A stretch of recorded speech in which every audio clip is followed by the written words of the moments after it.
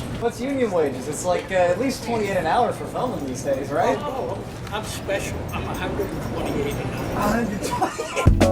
I'm Ryanstorm, and this is Jamaica Plain. Actually a part of Boston this time, unlike Chelsea, which is just a neighboring city. One of Boston's greenest and most diverse neighborhoods. Historically diverse, always diverse. Jamaica Plain has always been a diverse neighborhood. Once a part of the city of Roxbury before that was annexed into part of Boston, the origin of Jamaica Plain's name is honestly kinda iffy. Because when it was founded, it wasn't full of Jamaicans, and it certainly is not a plain. This is actually really hilly. Historians speculate on a few theories about why it was called that, however. One such theory is that the English colonizers of Jamaica Plain also felt sympathy for the English colonizers of Jamaica, and thus the name Jamaica Plain came as a tribute to those colonizers.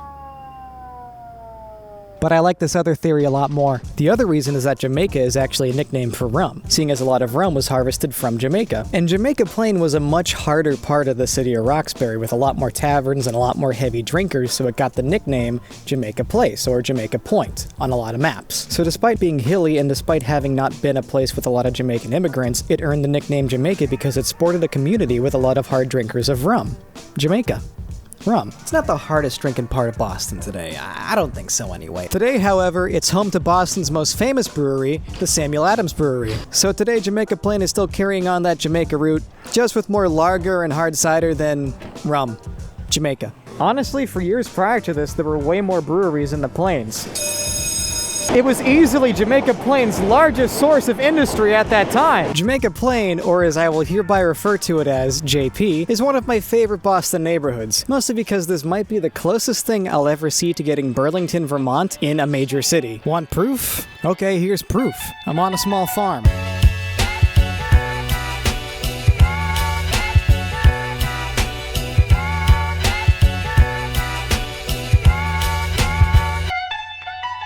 For my taste, Jamaica Plain is easily one of the prettiest neighborhoods in all of Boston. Almost everything you look at here will be photogenic in some way or another. There's parks everywhere, and they're huge. Jamaica Pond, for example, makes for an extremely scenic walk any time of the year. And a massive reason why I chose to do JP second is to make sure I caught the Arnold Arboretum at peak fall foliage time. I mean, even if we aren't quite at peak, we're maybe a little bit between the peak season, it's still beautiful. The Arboretum stretches all the way into neighboring Roslindale, sporting some very impressive city views. If you're like me and you're a suburb boy stuck in the big city, then take the Forest Hill Orange Line over here and just find yourself a secluded spot and get lost in the woods. Have some time to yourself.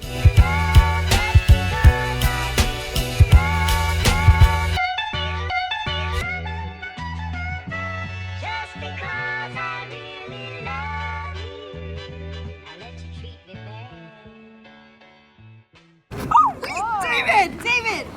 So, how long have you been in the Jamaica Plain neighborhood?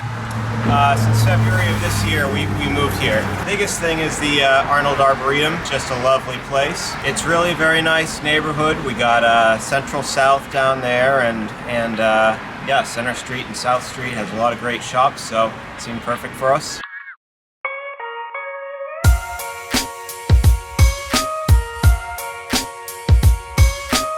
The downtown strip is kind of like its own small city within a much larger city, sporting a ton of locally owned businesses. This would also include local grocery stores like City Feed and Supply. It's really not your typical strip mall American downtown though, there's not that many chains here. It's mostly like locally owned businesses or very small local chains, though that local strength is very typical in the Boston area, as you'll soon come to find. It's got loads of bakeries, restaurants, and coffee shops. Plus an awesome punk rock record shop with a little venue in the basement, a tiny record shop with a cafe, a record shop that doubles as a Mexican restaurant, and bookstores, a handful of bookstores. There's even a coffee shop that doubles as a video rental place and a small theater.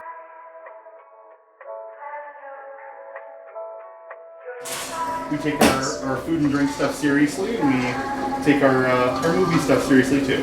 This started just as a video store on Center Street in 2002. Everything got moved over here to Eggleston Square. We took over the screening room in the spring, summer of 2019 and outfitted it as a you know, honest to goodness micro cinema. But moving over here, we got kind of hustled out and the rent went way up. It was basically always kind of part of the plan. Does that popcorn machine work behind you?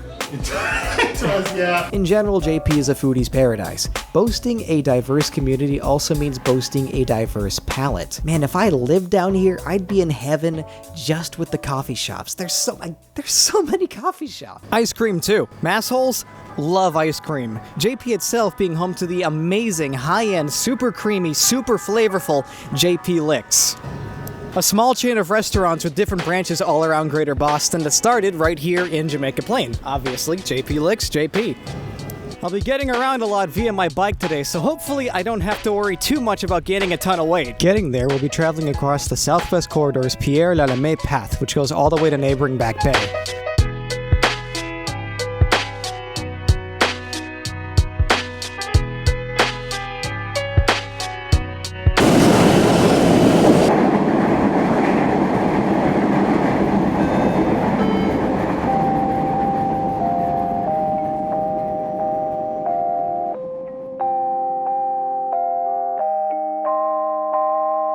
He's the sculptor who does all the sculptures outside. Hi Morris, I'm Ryan. Nice to meet you. How long have you guys been in Jamaica Plain?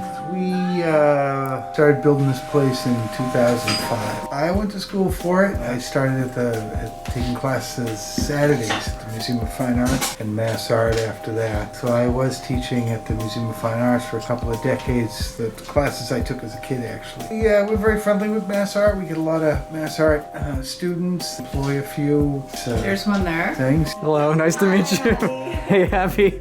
Yeah, Hello, other girl.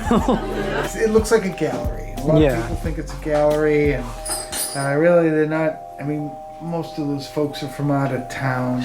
Yeah. And they're probably not going to drag a piece of steel sculpture home. Yes. We do classes actually for teens around 12, 13 and up. It's good, it's informative. Plus, you know, kids like fire. We had a program running with this guy that was going around to police departments and collecting bits and pieces of guns that were, you know, collected or then chopped up into pieces, and then It's called Guns to Gardens, and it would be a forging program. And it's a cool concept. It gives an introduction to the process of forging, but it also would be an opportunity for people who've suffered from gun violence to actually come in and make something new, a garden implement or something of a use. piece of art. Yeah. This piece that I made, it's a relief, bas relief, and then I made a mold of it. I can show you the mold. Open face mold made of rubber. Okay. I want to poke it, like, actually. You can, yeah. So I made the original sculpture in oil-based clay. We have the piece that we want to cast made of wax.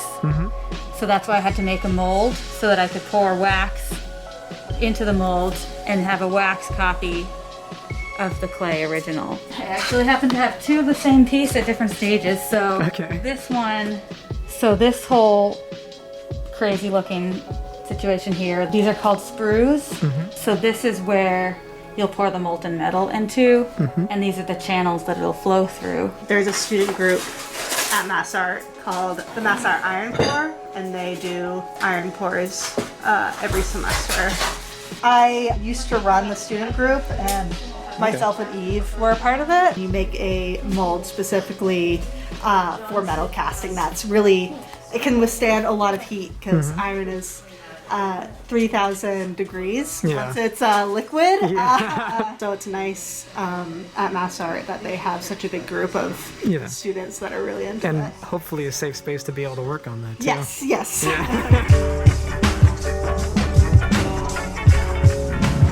We don't have a barometer, which is a specific thermometer for casting, but it's not even molten yet. It's kind of just getting to the point where it's becoming not solid.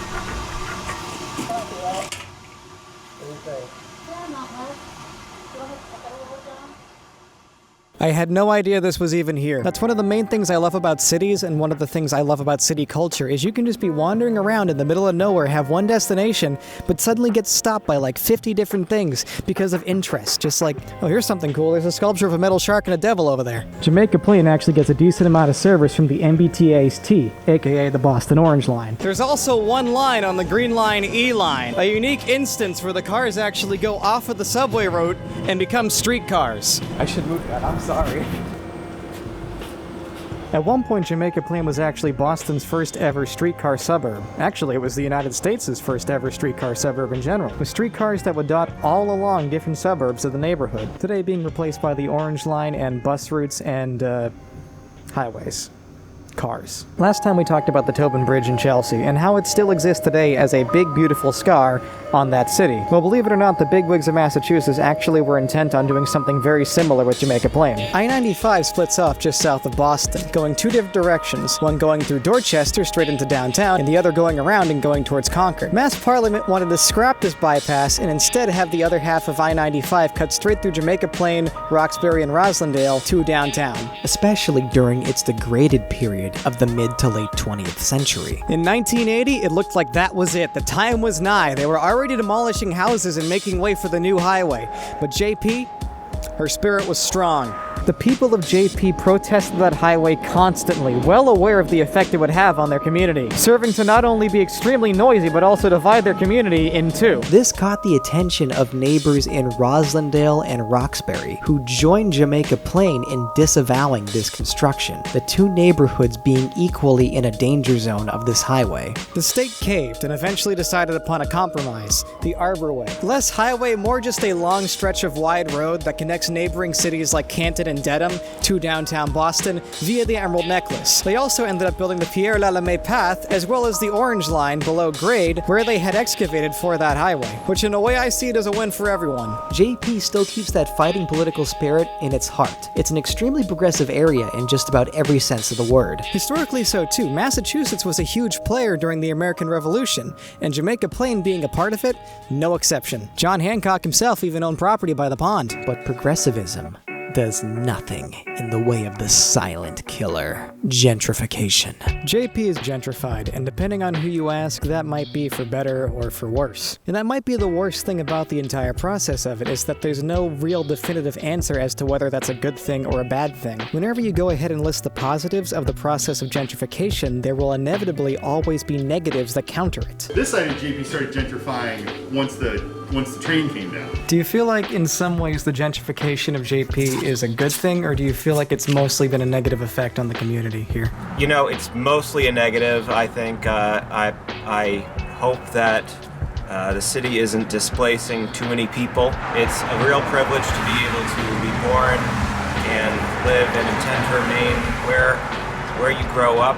So I really hope that there's not too much displacement. I think it's a hard question. I mean, gentrification in theory is good, but it displaces a lot of people who've grown up here their whole life, can't necessarily afford to still live here. And the people moving in are not necessarily from here. The neighborhood starts to lose its flavor when you displace the people who make it special and what it is. That word obviously has a very stock negative connotation, and rightfully so. But I think that word means different things to different people. Like, is an investment in Nubian Square gentrification? Some people would say yes. Infusing money with construction or development projects, something like that, is either an example of or will lead to gentrification. Some people would say that it's only gentrification if it's intended to change neighborhood dynamics or neighborhood demographics. On the positive side, you get a lot of parks, things are generally cleaner, and old factories and houses are generally repurposed into something of more use. New businesses, new home, new housing, affordable housing, hopefully. But on the negative, no matter what you do, this will always increase demand of an area, and the people who live there will be priced out. And the vibe that could make a community interesting or cool will be removed. I mean, sure, there's like restoration and everything, but come on, these homes are beautiful. If you fix these up, you're absolutely looking to fix for a higher price as well. I'd say the whole city is sort of on that sort of route, but You know, the only way to stop it is to build more. It's just if we don't build enough, the existing housing stock will continue to get more expensive. Yeah. People will be even more incentivized to sell houses that they've maybe had for 50, 60 years. It's come a long ways. I mean, now you have to be a millionaire to live here. The more places that come to market, the more opportunity people have to, I think, live in them. And so many of the artists have been displaced. It's really tough. I mean, we're one of the last buildings with studio space. A lot of the artists can't afford to be here anymore. I'm also on the board for the JP Arts Council. Oh, cool. And it's a challenge. A lot of people want to participate, but they just can't live here anymore. It's a really desirable little slice of heaven for obvious reasons. I mean, I just called it a slice of heaven. I understand the price tag, don't get me wrong, and I understand that with a high demand with a low amount of houses, you tend to get kind of a flux like that. Even without gentrification, high demand with low stock will increase prices. JP's gentrification process, which again, I still feel is concluded. I feel it's concluded because there are areas that have been kind of carved out and reinforced against it. Things like the Heights for Task Force, you know, the Latin Quarter. I don't know if it's putting a stop to it, but there are areas that are carved out that will have their character maintained, and the areas will be more, and for better or worse, I would say, will be more or less static going forward. I have watched the city change quite a bit. I remember when I was young, they used to have that whole giant overpass over the entire city, and now they've turned it into a park. The Big Dig, it actually did some good. JPNDC, who's across the street from us, they own the brewery. They're doing a lot of great projects to try to help bridge some of that gap. Some of their projects have helped a lot of people. Yeah, I was actually born and raised in Boston. Oh, cool. And my fiance is from Beverly. Yeah, we're from Massachusetts, and we're gonna all the intent to remain. Yeah. Well, I've been doing real estate here since like 98 or so. 98, okay. But we live in Mission Hill. I lived in Jamaica Plain only for a few years. I lived on Arbor Way for a while. I lived in your mascot, buddy. You're not allowed to come in. I've been in JP for a long time. I'm not sure if I'm a historian in any way. I've been living here since, let's see now, 40 some odd years, 45 years. I went through forced busing. It was kind of a ghetto place when we moved in here. It was very depressed and poor. A lot of the businesses were closed and shuttered. And Forest Hill Station, for instance, was a wooden structure back then. Yeah, it looked like it was just kind of falling down. The elevated train ran down Washington Street, so there was a lot of shadows and kind of seedy. Some people look at something and say that gentrification, I've heard everything from we need to stop cleaning up this park because it's going to make rich people want to move here. I've literally heard someone say that. I mean, some people want no new housing built. Some people want only a certain kind of housing built. People are always worried about the element that will come in. Every day when I walking, I saw these ugly houses. Nobody pay attention for nothing. Now, not look so bad. It's different color, but summertime when every house is so pretty. Yeah. This house looks like a hunting house. I was even thinking the only reason this looks good is because there are so many orange and red leaves here right now. Yeah, exactly. And you see this window is open. I hope it can't hear us. Who cares? Jamaica Plain actually self-funded its own answer to the gentrification question back in the 1980s, a little bit after the highway protest took place. As I mentioned when they were really fixing for it, Jamaica Plain was in a state of decay. Homeowners opted to up and leave rather than even trying to sell their houses. But the neighborhood itself planned the Jamaica Plain Community Investment Plan, which allowed residents to pledge money towards the overall revitalization of the neighborhood by moving money from their savings account into a mortgage revitalization account. It clearly worked. What aided with the cool vibe of JP was an influx of student renters from Northeastern and Mass Art who were looking for cheap rent along the Orange Line. They brought with them this progressive air, LGBTQ acceptance, and an artsy palette the Burbs is today known for, embracing the decay of the neighborhood to instead make works of beauty and breathing a sense of life and energy into the neighborhood once left to rot, only to be born again with careful financial planning and the presence of passionate youths. I, for one, am curious what's next for this neighborhood. I hope prices don't get too high because dang, would I love to live here. Nice to meet you, I'm Ryan. Nice to meet you. John. Hey, John. Shaking hands okay? Of course. Sweet. I'm Kevin Kovas. Kevin, nice to meet you. I'm Ryan. Nice to meet you, Ryan. And Can I follow you on Twitter or something? See how oh, things yeah, are going? sure. I'm Abby. Abby, nice to meet you, by the Nice way. to meet you too. I'm Eve. Hi, Eve. I'm Ryan. Nice to meet you. Nice to meet you. Ann Sasser. Handshake okay? Uh-huh. Hi, Ann. Nice to meet you. I'm Ryan. Nice to meet you. Hi, Morris. I'm Ryan. Nice to meet you. Nice to meet you, by the way. What's your name? Beata, B. Call me B because that's his Polish name, B-E-A-T-A. B. Beata. Oh, so it's like B, but it's spelled like beat. Yeah. Gotcha. Love you, JP.